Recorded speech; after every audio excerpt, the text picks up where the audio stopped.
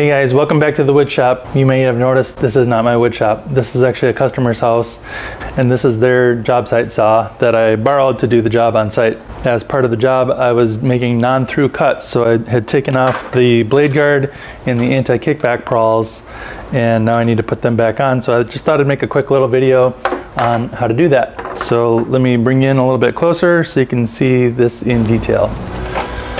So first thing is safety. I just want to show you that we're unplugged. And by the way, this is a Skil Jobsite Saw that the customer didn't even get a chance to use before I used it. So I was the first one to use this. First step is to take off the throat plate. There's just a little spring-loaded release button there. And then we need to raise the blade up. So now we get the blade raised all the way up, and to make the non-through cuts that I was making, I needed the riving knife to be in its lowest position and the blade guard and the anti-kickback pawls to be not installed. So now I'm putting it back together to put the blade guard back on. In order to do that, we need to raise up the riving knife to its fullest position. So there's a release lever back here, and the riving knife is in low position here. There's another positive stop that is at the blade height, but we need to go past that up to the next notch. So there's 3 positions on the riving knife here to make it go above the blade, and then we lock that down with that lever there. Next, we'll put the throat plate back on over the blade. It's got a couple little tabs here that fit in notches on the back side of the table. You just slide those in and click it in place in the front.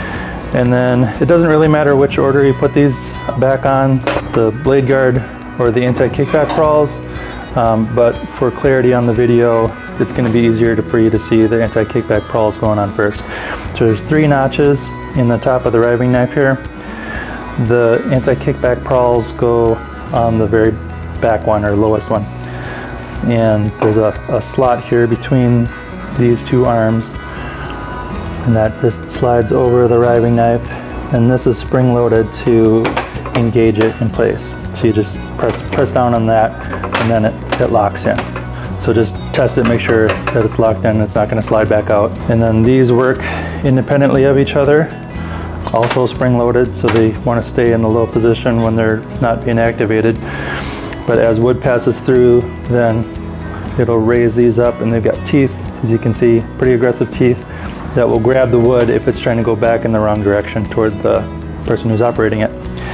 So I do recommend using these. I don't always like using them. They have a tendency to scuff up the wood a little bit, but I recommend following the guidelines of the owner's manual. And then to install the blade guard, same type of thing, only this has a rod in the back, and this slot is going to slide over. This is the underside of the blade guard. This rod is going to slide into this notch,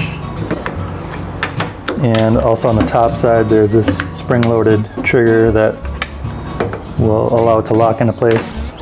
So you get that position, raise up the trigger, and then now that's locked into that slot. And these arms operate independently of each other. As you're pushing wood through, these raise up to keep your fingers well away from the blade. There's a clear view plastic, so you can view the blade through the guard. So anytime you're making through cuts, it's a good idea to have this blade guard attached. And then when we lower the blade, and that allows the blade to retract all the way into the saw for storage. Well, I hope this video was helpful to someone. If it was helpful to you, go ahead and give it a thumbs up. Those thumb ups and subscriptions and comments really help my channel, so I appreciate any of that you want to do. Until next time, my friends, be safe and love each other.